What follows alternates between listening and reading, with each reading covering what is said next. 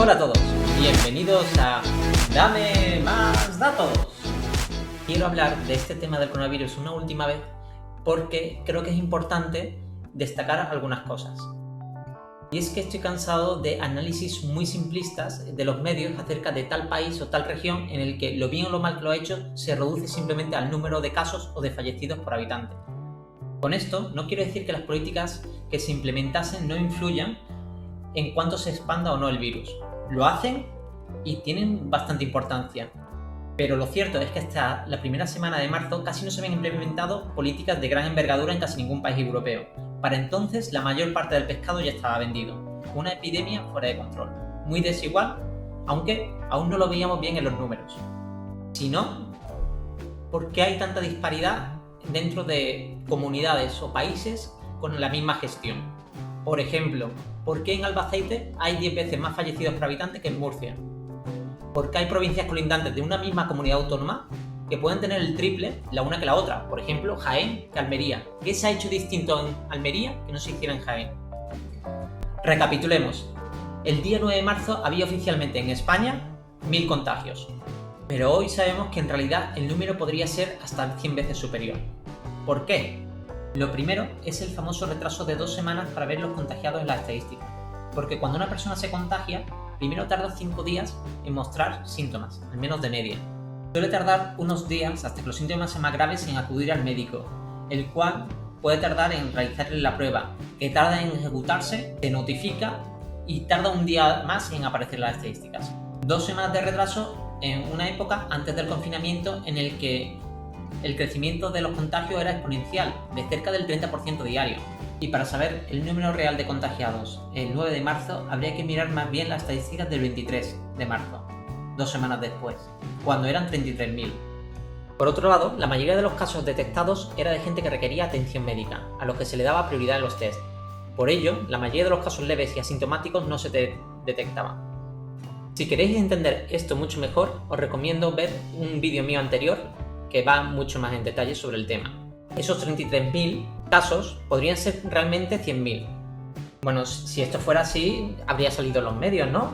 Bueno, en parte han salido. De hecho, este tipo de razonamiento es lo que estaban detrás de estimaciones como el del Imperial College, que decía que había 7 millones de contagiados en España a 30 de marzo, cuando la cifra oficial era de solo 70.000.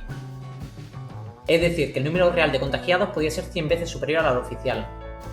¿Cuál era el problema en concreto de este estudio?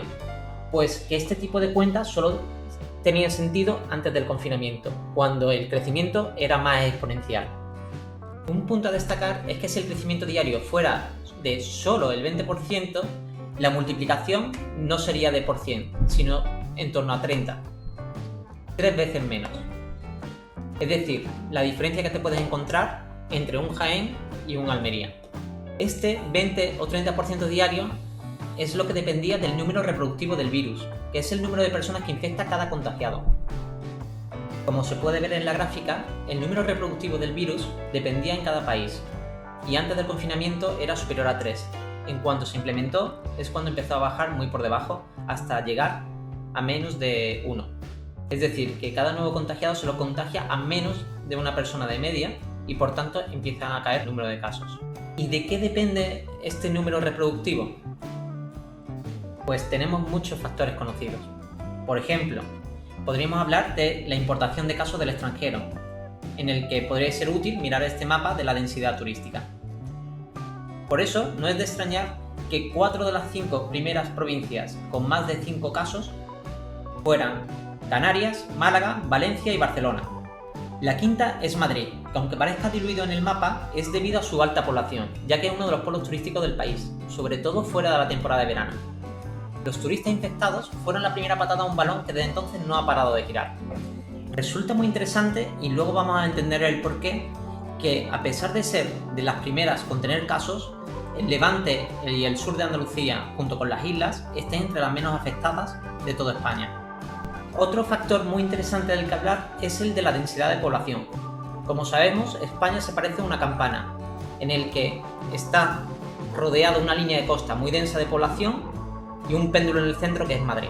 Y sin duda, la densidad de población es uno de los factores que más afecta Dentro de cada provincia suele ser la ciudad con más población la que tiene los más casos por habitante. Y es que se dan muchas más ocasiones para contagiar a terceras personas, en especial cuando el transporte público juega una importante baza. Por ello, no es casualidad que si miramos una lista de las mayores áreas metropolitanas de toda Europa, las 4 regiones son de las más afectadas de toda Europa. Y de hecho, Milán es la mayor de Italia. Otro factor que ha salido muchas veces en los medios de comunicación es el de la contaminación, el cual está ligado a su vez mucho con la densidad de población, pues en las grandes ciudades es donde suele haber más contaminación. Madrid y Barcelona suelen figurar entre los lugares más contaminados de España, y probablemente son factores que han jugado en su contra. Pero yo quiero centrarme más en el clima y en el tiempo. El clima es el patrón de temperaturas históricos en una región con su estacionalidad. El tiempo es más los valores concretos que hemos tenido de temperatura, humedad y otros valores en un momento determinado del tiempo. Se ha estado hablando mucho en los medios sobre todo de la temperatura, y es normal ya, dado que da lugar a especular mucho sobre si el verano va a reducir la propagación del virus o incluso si va a acabar con él. Y cuando no se hablaba de temperatura, se hablaba de la radiación ultravioleta y las horas de sol, aunque ambos valores podéis ver que están muy correlacionados. Si esto fuera cierto, lo que esperaríamos es que en el levante y en el sur hubiese una menor propagación del virus que en el norte. Y esto se cumple en parte, pero no del todo, porque daría grandes paradojas. ¿Por qué Extremadura tiene mucha más propagación del virus que Asturias, Cantabria, Galicia? Por eso quiero entrar en mayor tema que simplemente la temperatura. Vamos a profundizar un poco. Quiero empezar hablando de ese estudio de la Universidad de Maryland que quizá a muchos de vosotros os suene, porque tenía este mapa mundi tan interesante, en el que se veía cómo los grandes epicentros de la epidemia están en una misma franja de temperatura. E incluso los nuevos epicentros que fueron surgiendo se encontraron en la misma franja. Italia, norte de España, Nueva York, Alabama. Este estudio seleccionó 50 ciudades del mundo y la compararon para ver qué características tenían y cómo se había extendido o no el virus en cada una de ellas. Esta primera gráfica lo muestra la temperatura media con respecto a la humedad específica. Y en ello se ve que aquellas ciudades más afectadas, que son los círculos rojos, comparten características de humedad y de temperatura, siendo temperaturas bajas entre 5 y 10 grados, y también relativamente secos en cuanto a humedad específica. Otra forma de ver este mismo gráfico es el siguiente, en el que se ve que todas las ciudades más afectadas tienen más o menos la misma temperatura y la misma humedad. Esto no significa que el virus no se extendiese en las otras ciudades, sino que lo hacía mucho más lento. Y este concepto de ligar factores climatológicos con la velocidad del virus no es para nada nuevo. Hay mucha literatura científica al respecto para enfermedades respiratorias como la gripe. Por ejemplo, este estudio de Cambridge recopila las correlaciones entre distintos factores meteorológicos y la velocidad de contagio durante la epidemia de la gripe aviar de 2009. Este estudio analiza las correlaciones encontradas en otros 9 distintos estudios. Y aquí quiero destacar 3 cosas. La primera es que la temperatura está negativamente asociada con la expansión del virus, es decir, que a más temperatura, menos contagios. La segunda es que la baja humedad está muy correlacionada con un aumento de los contagios. Algo más, la humedad absoluta que la relativa. El estudio cita 4 experimentos con animales que corrobora que bajo las condiciones de baja temperatura y baja humedad, la gripe es especialmente contagiosa. La otra que quiero destacar es que normalmente también se ha encontrado correlaciones negativas con las lluvias, es decir, a más lluvias, menos contagios, lo cual puede estar relacionado a su vez con la humedad. Cuando ha dejado de llover, el ambiente suele estar más seco. ¿Y a dónde quiero llegar con todo esto? Os quiero proponer la siguiente hipótesis y ponerla a prueba. La altitud está altamente correlacionada con una mayor propagación del virus. Aunque no digo que sea culpa per se de la altitud, sino que podría ser culpa de algunos de los factores subyacentes relacionados con una mayor altitud. Por ejemplo, a mayor altitud baja la temperatura. En concreto, cada 1000 metros de elevación sobre el nivel del mar bajan 6,5 grados la temperatura. Una segunda razón podría ser que se incrementa la sequedad en el ambiente, especialmente cuando no llueve prolongadamente. Y en esto os quiero recordar una cosa muy excepcional que ha pasado este febrero. Ha sido el febrero más seco en España desde que se tiene en registro, que creo que es desde el año 1960. Un tercer motivo es que los sitios en alto por definición, están más lejos del mar y, por tanto, lejos de la humedad traída por las brisas marinas. Estos son los vientos generados por la diferencia de temperatura entre las masas de aire que están sobre la Tierra y sobre el mar, generando un viento que trae humedad al ambiente. Y un cuarto factor subyacente puede tratarse de que a mayor altitud también hay mayor variación entre las temperaturas máximas y mínimas de un lugar. Y ahora volvamos a ver el mapa de España por comunidades autónomas según el número de fallecidos por habitante de cada una de ellas, a ver si todos estos factores nos sirven para pronosticar cuáles son las más afectadas y en qué orden. El primer grupo lo forman las comunidades autónomas con menos de 200 fallecidos por millón de habitantes, y que son en este orden: Canarias, Murcia, Andalucía y Baleares. Casualmente, aquellas comunidades autónomas más al sur. El caso de Canarias es un buen ejemplo, porque a pesar de que fueron uno de los primeros epicentros de la crisis del coronavirus, dado que importaron casos con turistas alemanes, la velocidad de contagio del virus allí ha sido mucho más baja. Casualmente, la comunidad autónoma con unas temperaturas mucho más altas que el resto, y a ser islas también con alta humedad. La siguiente con menos casos es Murcia, cuya población está concentrada sobre todo en la costa, a baja elevación, con altas temperaturas y protegidos por el mar. La siguiente es Andalucía, a su vez más al sur con mejores temperaturas. Pero dentro de Andalucía la evolución es desigual. Las provincias menos afectadas son Huelva y Almería, cuya población está concentrada sobre todo en la costa. Cádiz es la siguiente, que a su vez también tiene mucha de la población en la costa, junto a Jerez, que es la ciudad más importante en el interior. Luego la menos afectada es Córdoba, que está en el Valle del Guadalquivir, en una depresión. Y por último, las 4 provincias más afectadas de Andalucía dependen de 2 factores. Por un lado, Sevilla y Málaga, que son las 2 grandes metrópolis de Andalucía. Y por otro lado, Granada y Jaén, que son las 2 provincias en mayor altura. Esa es la principal diferencia entre Jaén y Almería. Mientras Almería tiene la población concentrada en la costa, en Jaén es una provincia interior en la sierra, con un ambiente mucho más seco.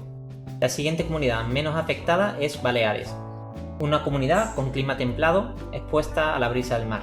El siguiente grupo de comunidades autónomas más afectadas, aquellas entre 200 y 400, son todas también comunidades de costa: Valencia, Galicia, Asturias y Cantabria.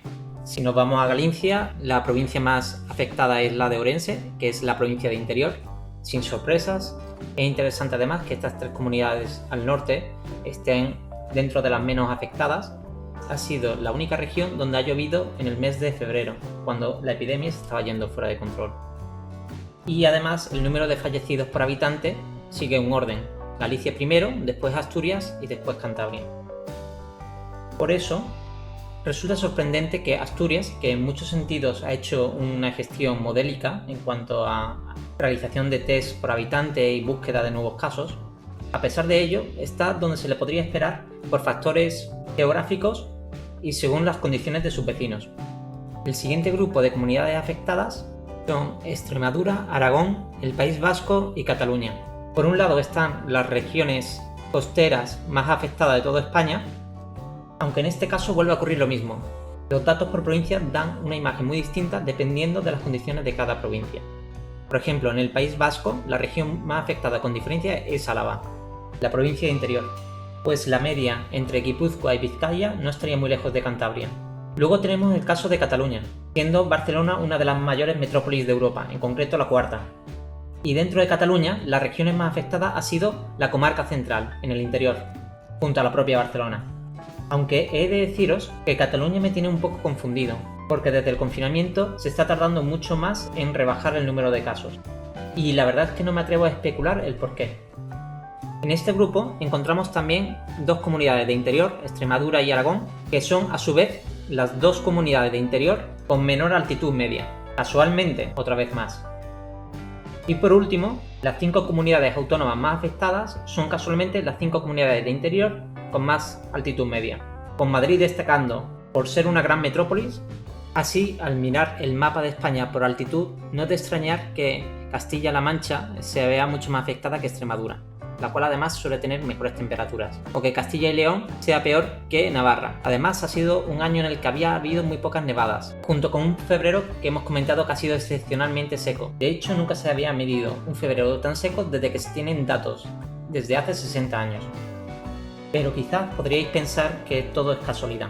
Que Madrid ha sido la más golpeada porque la ha importado al extranjero y luego la ha ido irradiando alrededor, y por eso las zonas de interior están mucho más afectadas. Así que, ¿qué os parece si miramos en otros países para ver si tiene sentido? Los cuales tienen distinta geografía dentro del país para poder ver las diferencias entre regiones, para ver si mi razonamiento puede adivinar qué zonas van a ser las más afectadas por país sin saber mucho más que la orografía y algunos datos básicos. Por ejemplo, Alemania, ¿dónde pensáis que va a ser más afectado? Pues mucho más afectado el sur, con gran diferencia, siendo la región en la meseta del sur la parte más afectada de Alemania. Y una gran metrópolis como Frankfurt, que está a poca altitud, no es una región especialmente afectada. En el norte, en la parte llana, la parte más afectada es Hamburgo, que es otra de las mayores metrópolis de Alemania. En el caso de Francia, también siempre son las regiones de interior las más afectadas, y pasa algo similar en Italia. Como parte de mi hipótesis implica que la humedad y las lluvias pueden tener algo que ver con la expansión del virus, me estuve descargando mapas de lluvias cada 3 días, que son las manchas azules, mientras que las verdes son nieve. Y un tema interesante es que tanto en España como en el norte de Italia ha llovido muy poco durante el mes de febrero. Aunque esto ya empieza a ser hilar demasiado fino para el propósito de lo que busco. En cualquier caso, lo considero como un bosque donde hace tiempo que no llueve y se dejan cerillos encendidos. Los fuegos se pueden escapar de control muy rápidamente. Voy a hacer énfasis en este punto una tercera vez. No estoy diciendo que las políticas que se hayan implementado no tengan efecto en el número de contagiados y de fallecidos. Sí que lo tiene, especialmente el confinamiento, que ha sido la gran herramienta que ha permitido de verdad bajar el número de casos, y que si se hubiese hecho antes se hubiese evitado muchos de los problemas.